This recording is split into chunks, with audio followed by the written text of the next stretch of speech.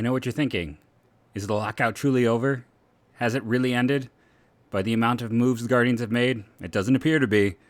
We do have some non-roster invitees to talk about. We have 2 more top prospects lists coming out. We really don't have a complete picture of what's out there on the scene.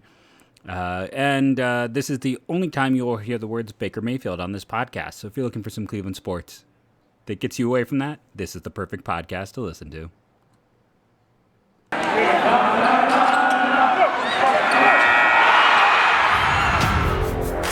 You are Locked On Guardians, your daily podcast on the Cleveland Guardians, part of the Locked On Podcast Network, your team every day.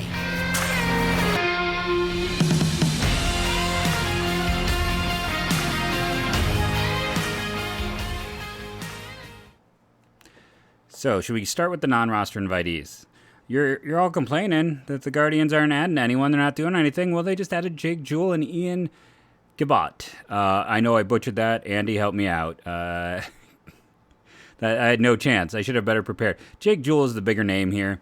Jewell, man, he is well-traveled. It's kind of fascinating because I was looking at his numbers in the minors, and I'm like, why? Like, he's a 5th-round pick out of a small school. He didn't miss a ton of bats. Like, in the minors, this only has his major league ones. I should go. I'm on Fangraphs to get some of that other advanced data. Like, he didn't miss a ton of bats. It's not like the strikeout rate was over 9. There's a few times where it was over 9, but for the most part, you're looking at a guy who was in the 8s. His walk rates were low at points, but also higher at points. He doesn't do anything particularly statistically dominant. He's gotten 3-4 opportunities in the big leagues and has a negative .8 WAR. Had 10 games this year, and in 10 games, which is not a lot, just 10 innings, managed to generate nearly half a loss. I figure if a win is positive, then a negative win should be a loss, right? The antithesis of it. So he was worth negative .4.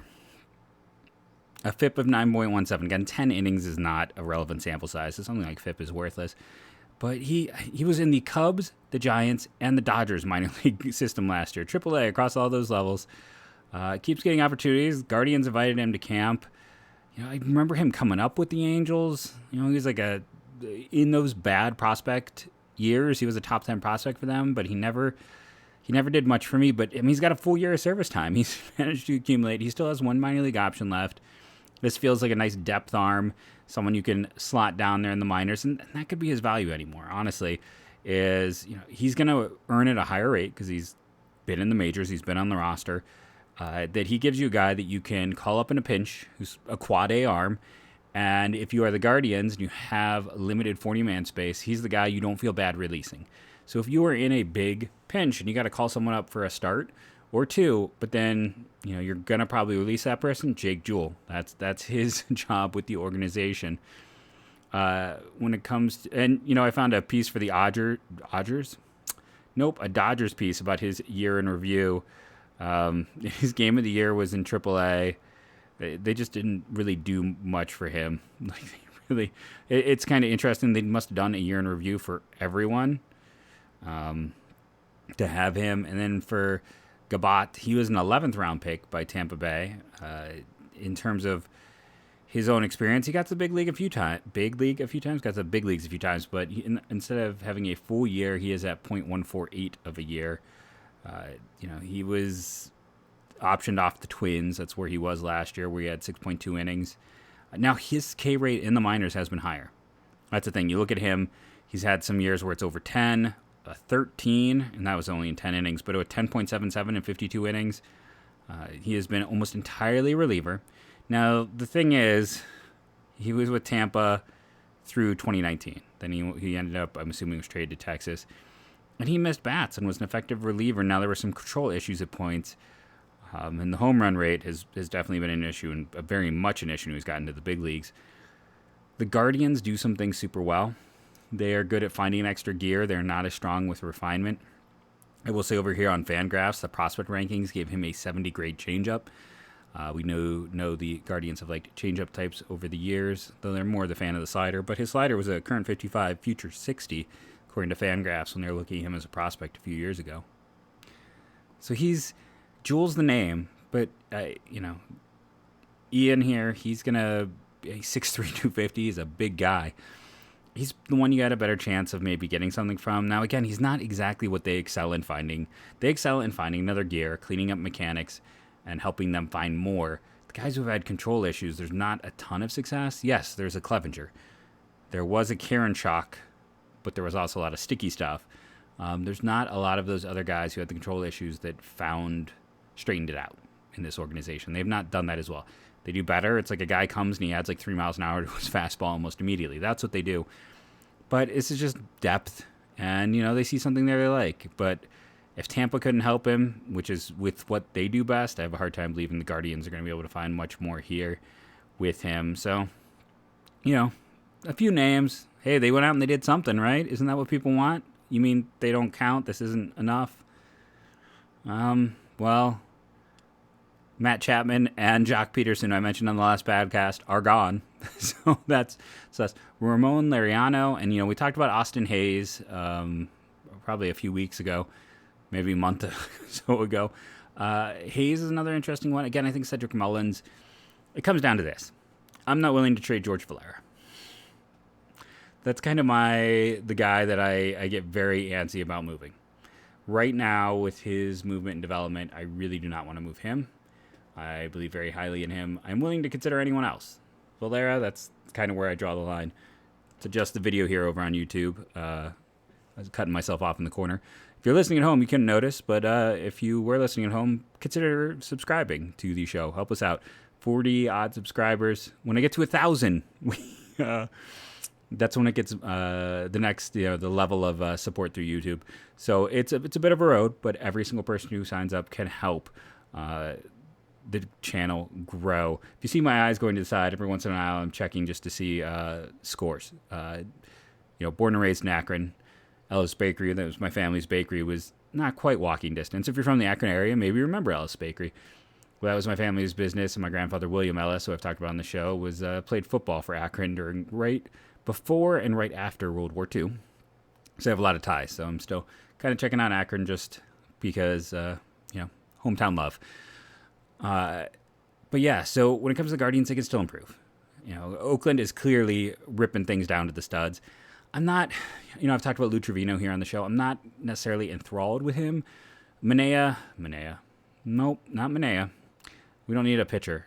Murphy, Laureano, those are the guys I want. And like I said, I kind of like the fact, I don't like the fact that Laureano is suspended. But what I do like is that he is suspended.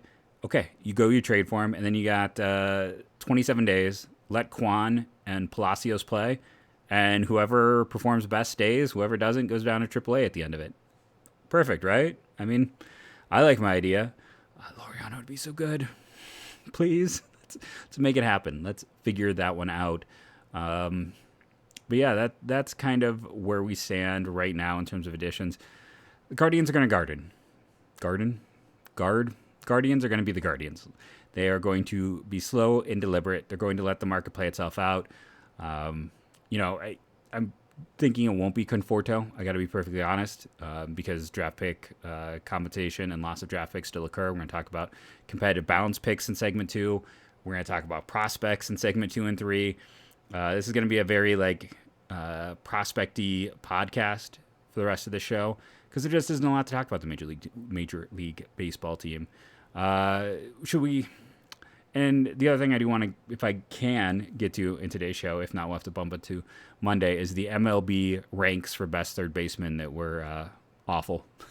Let's not call it anything else.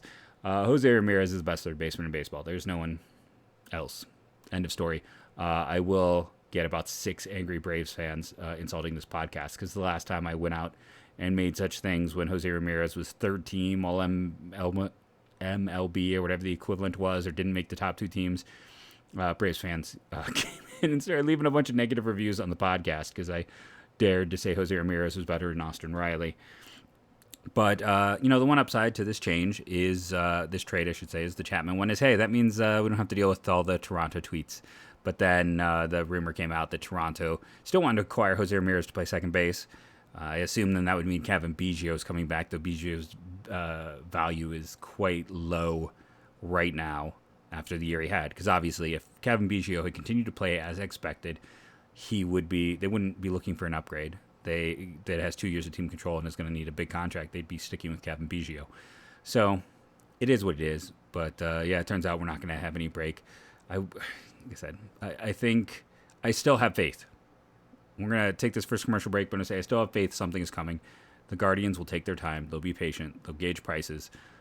And, they're going to try to figure out. The one thing that does not work in their favor is while there have been some 4-for-1 deals in the early going, well, one of the problems is it's been with Oakland. They've been adding a lot of players who need to be rostered. I mean, that Chapman deal was 3 players who need to be rostered? Maybe all 4 need to be rostered? I got to think about that now. No, 3 of 4. Hoagland does not need to be rostered, but 3 of 4 had to be rostered. So they're losing those spots. But a lot of the trades have been kind of one prospect and filler.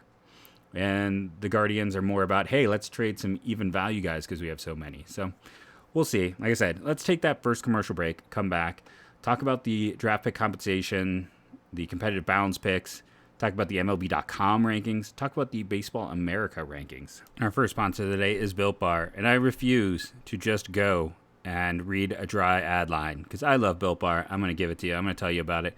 Right now, one of the things I do like is, they don't have a crazy thing going on right now. Unfortunately, if you missed out, Shamrock Shake appears to be sold out. The limited releases are the Ruby Chocolate, the Lemon Dip Cheesecake, and Caramel Almond Delight, which I personally liked. There's so many fun flavors, and while they don't consider these, I guess, part of the limited editions, like the Churro Puff, the Banana Cream Pie, and the Coconut Marshmallow Puff are all still there. And now you can actually use those puffs in a mixed flavor box. If you get a mixed flavor box, you can try the puffs, you can try all the other flavors. I just finished off the last of my minis, which was with the salted caramel. I still have the eggnog, and trying to think what I've been eating. Eggnog, basically the equivalent of their Oreo, the white chocolate chip, and there's a few others. But it's all good. It's all delicious. I love this product. From the moment back when they're using the old formula, the new formula has been better too. It's an improvement all around. I have enjoyed, used my money, and shopped and bought from BuiltBar.com. If you want a great tasting bar, go to BuiltBar.com. Use the promo code LOCK15. Start building up your Built Bucks to save even more. I get tired of things. I never get tired of Built Bar. It's great tasting. It's great for you. Go to BuiltBar.com today.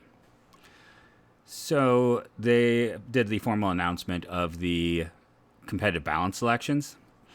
And for those who don't know, it's if you get revenue sharing, or I'm trying to think, it's if you're a small enough market and a revenue share, it's weird because teams like Colorado, how is Denver not a bigger market? Baltimore gets a competitive balance pick. What? Arizona? Huh? San Diego's mean income is quite high. Seattle qualifies. Cincinnati, Milwaukee, you get Detroit, you get Tampa, Oakland, okay. Miami's a small market. Minnesota, okay. Pittsburgh, KC. But yeah, it's a weird group. The thing is, the Guardians are picking 35th. Their bonus selection will be the 35th overall selection. Now, I believe these can still move down. Or no, is it the comp picks? Yeah, because the compensation picks would go before these picks. So right now they're picking 35th. Is Conforto the last of the players out there who... But I don't know if he's going to get enough. And it's the Mets, so it doesn't matter. Yeah, no, we're done. No, Castellanos and the Reds. The Reds would qualify for another first with Castellanos since they gave him the qualifying offer. So that is the player you need to watch who could affect things and maybe move that pick down. But they're picking 16th, I believe, and 35th. So the unfortunate thing is this draft class, I talked about it's a really good, really deep college. I mean, all parts of college are disappointing us right now. If you missed it, Carson Whisenhunt, the ECU guy who was by default one of the top 5 or so college pitchers left, isn't playing the rest of the year because he took a supplement that's got him suspended. Everyone else keeps getting hurt. I mean, you essentially have the Florida State arms and Messick and Hubart, and then who knows? God, why am I blanking out? Oklahoma State, we talked about the Justin Campbell from there is probably going to end up being one of the top 5 college arms. It's rough out there right now. And a lot of the college hitters, you do have the guys we talked about on the show who are stepping up. And, someone like Kevin Parada, and I'm blanking on, Brooksley is the shortstop who's played very well. And the LSU first baseman, essentially, who came over from Arizona. But yeah, it's been it's been an ugly draft. So all of a sudden it's like, oh, I don't know how good 16's going to be. I don't know how good 35's going to be. There's still time. We're at the baby steps of this process. You know what you're thinking. In baby steps, we're already, halfway through March. Yeah, but there's always like 3 to 4 guys who really explode over the final few months or break out. And specifically, like, so many teams prefer to look at some of the top talent when it's like SEC play, when the top talent faces each other. So there's plenty of time. Right now, undoubtedly, it's low. And it is interesting, like Matt Holliday's son is definitely rising up ranks. I haven't looked at everyone's updated ranks, but he's a guy who was not really listed in the top 50 anywhere, but now is there. It's a lot of the, Cam Collier, the son of Lou Collier. Some of those, and of course, we already talked about, of course, Andrew Jones' son, and then former NFL tight end Eric Green. It is a big Bloodlines draft. Tampa Bay, Toronto has to be just frothing with excitement when you look at that. But yeah, so the reason the Guardians are going to be unlikely to consider adding Conforto is if they signed him, you have to give up your third best draft pick. And it's the same thing with Trevor Story, and it's the same thing on Castellanos, who, are all still out there. And that would mean you'd give up that second round pick, which is going to be relatively high. Like, you're talking about pick maybe before the 60th overall pick in the draft. That's a pretty significant loss for a team that values the draft and uses the draft and is pretty effective in the draft. So we'll have to see. I think so. Oh, and Correa, right? So Correa, Story, Castellanos, Conforto, I believe, are all that's left from the qualifying offer grouping. I could be wrong with that. But yeah, I don't think Conforto is happening. Let's just put it that way. I don't think it's going to occur. I know some people were kind of like, well, he's all that's left. Let's not go crazy. I don't think he's the only thing that's left in this one. I don't think he is the only player of note in terms of the outfield market. I'm going to pause, pull up the tweet, and grab some of those. Tommy Pham, I know, is one of the other names who still is effective. Pretty bad defender, but everyone's so mad about Jess Winker, and he's an awful defender. So compared to him, Tommy Pham's a gold glover. Gold glove. Not, you know what I mean. So just for the record, let's see. Castellanos, Conforto. Jorge Soler is still out there. There could be a few more interesting names to pay attention to. And, now that the Cubs got Seiya Suzuki, when you're talking about that market, it's where's Ian Happ going to play? Like, why is that trade not happen? Honestly, it's like trade for Happ, trade for Liriano. We talked about Happ in depth. His value to the Cubs cannot be super high because he's 2 years. He's getting up there in price. And he's been so up and down for his career that at this point in time, he just, I know they're not in a full rebuild. They're going out, obviously, and paying money and adding guys like Suzuki. They added Andrelton Simmons. They went out and added Stroman as well. They claimed Wade Miley when the Reds first started showing signs of cheapness. They added Chris Martin in free agency, too. They're going out and adding some pieces. David Robertson. They're trying to not be terrible. But Ian Happ is, again, it's that whole situation where they gave Yan Gomes a decent amount of money. Wilson Contreras is still a weird fit there. Ian Happ, yeah, they can play him in left field, but then, the roster resources page has Frazier as their DH, Suzuki, Happ, and Rafael Ortega as their outfield.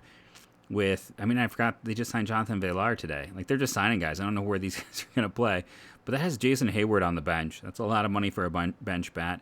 Has Harold Ramirez, who they went out of their way to add, on their bench as well. And then, there's someone like Brendan Davis is knocking at the door. He's not far away. He's going to be ready to play this year for them. So, yeah, I still think an Ian Happ trade makes a ton of sense. Let's check our time here. Let's take break number 2, come back, and talk about some prospect ranks. Mission Possible. Are you ready to discover your purpose and leave an impact wherever you go? Mission Possible, written and read by New York Times bestselling author and athlete Tim Tebow, encourages you to find inspiration, pursue your purpose, and create a life for yourself that counts. Ignite a spark in your life through his new inspirational listen. Mission Possible by Tim Tebow is available everywhere audiobooks are sold. Let's also talk about our good friends over at BetOnline. It's a time of year again. College basketball's tournament is finally upon us. Just talking about Akron over there. From all the latest odds, contests, and player props, BetOnline.net is the number one source for all of your sports betting needs and info.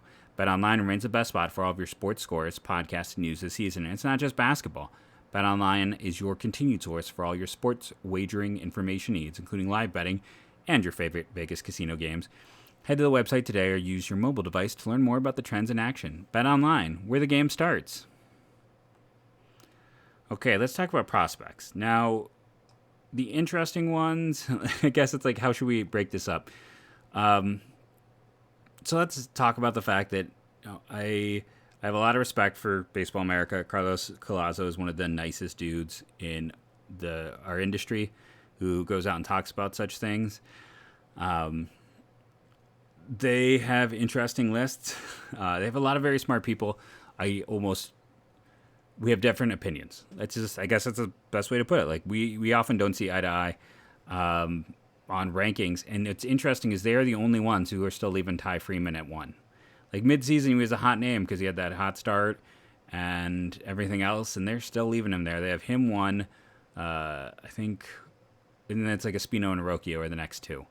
I think a lot of people will probably have something similar, but it's also interesting that literally the entire rest of the field doesn't have Ty Freeman as a top 5 prospect for the Guardians. And I know people are out there going, okay, do your victory lap. But like, I mean, in fairness, isn't this what I've been saying for like a year and a half on this podcast? It's like, sell high on this guy.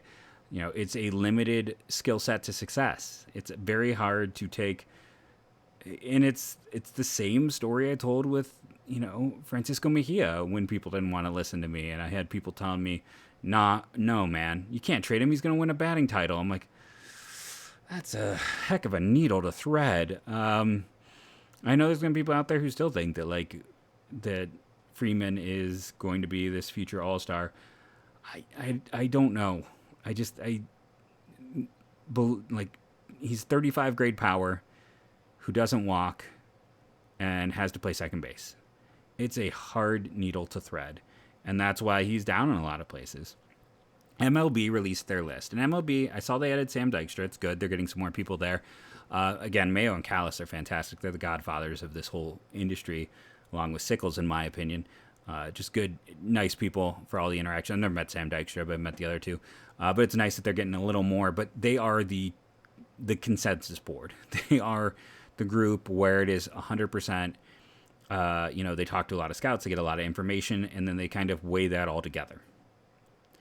They have 5 Guardians in their top 100. They haven't released their top 30s yet. Everything was on hold when the season was on hold because MLB couldn't print anything about anything, essentially. And especially as someone, like, they could have released a top 100 list of players who aren't on the 40-man. Like, for the Guardians, that would have required 3 other 5 players not being mentioned. So they had to wait. They were stuck in that lockout situation. They have 1 player in the top 50. Now, it's better than a year ago where I believe Nolan Jones was one of 2 players that were ranked. But they have Valera at 47, Espino at 53, Arias at 73, Rocchio at 84, and Ty Freeman at 88. Not as low as Fangraphs and Law are on Freeman, but still a significant drop-off. He was their number 1 prospect at midseason for the Guardians. It's a big shift to go from 1 to 5, and I believe he also dropped in the top 100. It is interesting, Rocchio being 4th. I don't see that in a lot of places. Like I said, Arias, there's a lot of concern that the swing is too grooved. That, he might end up being, I talked about on Twitter, he might just be Nico Goodrum. For good or for bad, he might just be Nico Goodrum. Espino, I've talked about the high risk of reliever. I've got my set of concerns and issues, why I'm lowering him. Again, I think Valera should be the top prospect. And, I talked about Zips is the best list for any of this stuff. And that's who also had Freeman 1, or Valera 1, and also had him amongst the top prospects in baseball. Rocchio that low is surprising. People have loved him for a while. I feel like he might have been higher ranked in the top 100 at points. Conceivably, it's he finally performed in the minors. Before this year, I was always so willing to trade him because they had so many infielders. And he was the guy who had the tools but hadn't put it together. And often those players don't. It is more often than not, those players never put it together. He did. And I was wrong. And I got to really sit down and hammer it out. I know I say that all the time, but like I said, Valera's probably my one. I know there's the concerns with the groove swing, but when I look at what Arias did for age relative to level, it's hard to not consider him 2 or 3. Rocchio's got to be up there. Nolan Jones probably is going to hit 4 or 5 for me because I'm not going to give up after one bad year. I've talked about the fact Lavastida and Cody Morris would end up in the top 10 for me. Gavin Williams is kicking around in there as well. Freeman is still in the top 10. Espino is still in that top 10. But I just got to kind of sit down and really hammer through. Because that's the thing. You put together a list at the end of the year based on the materials you have. And in 6 months, it honestly changes. You get more information. You talk to people. You look at things. You get a chance when you're not following the major league team on a daily basis for a daily podcast to actually sit down and watch video and start being like, okay. It's like the thing I remember sitting there and watching like Steven Duggar, where he was viewed as a guy at Clemson, I want to say, like as a potential first-round pick, and he just bombed his first 2 months. And he came back strong towards the end, and I missed the first 2 months, and I saw the good part, and I gave him a second-round grade, and he went in like the 5th or something crazy like that. I ended up being proven right. He's turned into a solid 4th outfielder. There's also, if you want the other end of that, that's J.B. Woodman, who was, I think, a Mississippi guy, Ole Miss maybe. Former quarterback, really good athlete. I like the overall athleticism. He's having a heck of a year. I'm like, how's this guy not a first, second-round pick? my buddy Brian Sikowski at Perfect Game goes, because he's not. Like, very, I always remember that. It was like the one time he has pushed back against one of my statements. But again, a good dude. I understand that. He was right. I was wrong. The Blue Jays agreed with me. Blue Jays and I always tended to line up. They drafted more of my guys than anyone else in my run at Scout and 24/7, but that didn't work out for Woodman. So you get the whole extreme of it. But yeah, it's interesting because everyone but Baseball America is pushing Freeman way down. Most places are also very much just completely off of Jones after his year. And that one feels, like I said, a little bit premature, but maybe not a ton, but just slightly. Like I'm pushing him down, but I'm not dropping him out of the top 6 or so guys, just because power matters and power potential matters, and having it's a lot harder. There are a lot of guys with great contact rates who just didn't do enough to make it. We've seen a lot of those guys, right? I mean, Jake Bauers had good contact rates in the minors. That's, I don't want to be that guy, but like that was his. Francisco Mejio, I talked about, who's not been able to carve out a starting spot in the big league. Same. The one nice thing with a power hitter is they either flame out quickly or they're successful. It's not quite the long, drawn-out process where they keep getting opportunities. Because Harold Ramirez, is another one that we've seen in recent years where everyone thinks they can fix it or that they can get more. But yeah, I know if you are a Guardians fan, it's a hard time right now. You're waiting for them to do something. It's a hard time to be a Cleveland sports fan. Let's be honest. The Cavs have more injuries than like an emergency room. The Browns, I was just happy to be competent, and now they're just a laughing stock again. And then you got the Guardians, where they haven't announced maybe that's what they're waiting for. I don't know why they haven't announced minority ownership. What's that going to take to finally get everything through and everything dotted and put together? It's like, can they not spend until that gets officially announced? There should be revenue sharing money coming in this year after the hiatus last year post-COVID. And I mean, there's the new streaming, talk about the new deals they had with Apple TV, and then I'm blanking on who else. Like, there's a lot of new revenue coming in. There's no reason, if the payroll is as low as it was a year ago, then rightfully people should get mad. I still believe something's going to happen. We will have to wait and see. I've been Jeff Ellis. I know I didn't give the whole explanation of who I am. This is the one I guess I'm just mysterious on. I do want to thank you for making Locked On Guardians your first listen today and every day starting next week. Wherever it is that you get podcasts. Remember to rate and review on iTunes. That really helps. Download daily. Subscribe on YouTube. Like, comment, all of those things. Simple things you can do for free that help this show. Like I said, it's a hard time, and I can see that in my ratings. I was doing better ratings during the lockout than I have been since the return, because people are frustrated with the Guardians not doing anything. But I feel like I'm still giving some content, so help me out which ways you can. Again, thank you all. Locked On Guardians group is a kind group. I know a lot of my other co-hosts have to deal with a lot of knuckleheads. We do not have that here. It is a good team of listeners and fans. So thank you again. Getting close to that 700th episode. I got to figure out what I'm going to do for that. Should be something. And as always, go Guardians, go.